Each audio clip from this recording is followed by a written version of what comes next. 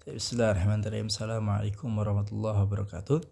Perkenalkan, nama saya Muhammad bin Ruwahi dari Sekolah Tinggi Ilmu Tarbiyah Insan Kamil Bogor dari semester 6 kelas karyawan. Ingin mereview 2 jurnal, yaitu yang pertama jurnal komunikasi intrapersonal dan juga komunikasi interpersonal.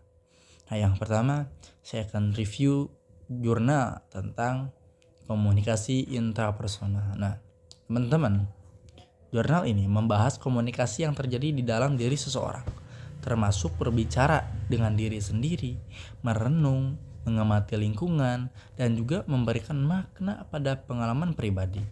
Nah, komunikasi ini penting dalam membangun kesadaran diri, mengontrol emosi, dan juga meningkatkan kreativitas. Nah, di dalam jurnal ini yaitu dengan metode penelitian. Metode penelitian yang dipakai dalam jurnal ini yaitu menggunakan metode kualitatif dengan pendekatan deskriptif. Data yang dikumpulkan melalui studi literatur untuk memahami fenomena komunikasi intrapersonal secara lebih dalam. Nah, kesimpulannya, komunikasi intrapersonal itu membantu seorang dalam memahami diri sendiri, membangun motivasi, serta mengelola perasaan dan tindakan. Nah, elemen-elemen penting dalam proses ini mencangkup sensasi, persepsi, memori, dan juga transmisi informasi dalam pikiran. Nah, teman-teman, yang kedua selanjutnya yaitu saya akan mereview jurnal tentang komunikasi interpersonal. Nah, teman-teman, jurnal ini membahas tentang komunikasi yang terjadi antara dua orang atau lebih secara langsung, baik verbal maupun non-verbal. Nah, komunikasi interpersonal itu bersifat dua arah, ya, dan memiliki umpan balik yang sangat cepat. Contohnya adalah komunikasi antara dokter dan pasien, guru dan juga murid, atau antara teman, ya.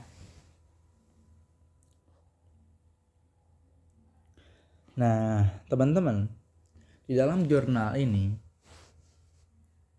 itu peneliti menggunakan metode penelitian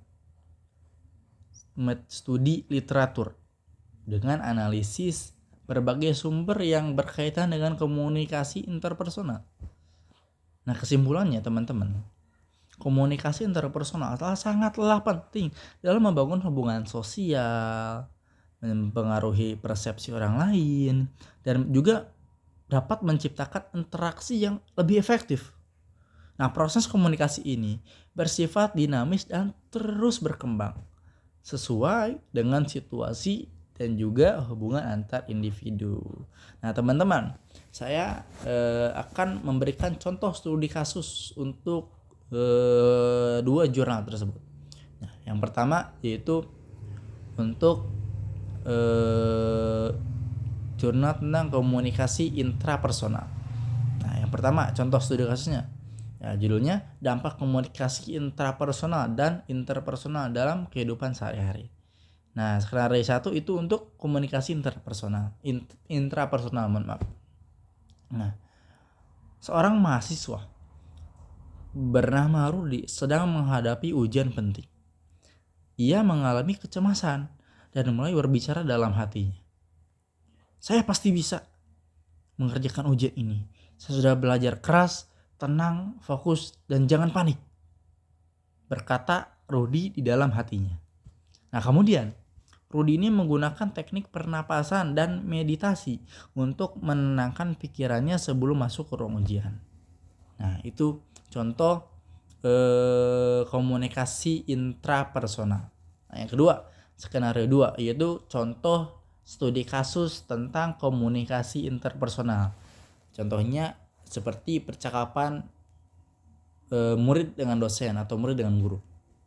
Nah, setelah ujian, Rudi menemui dosennya untuk berdiskusi tentang soal yang sulit.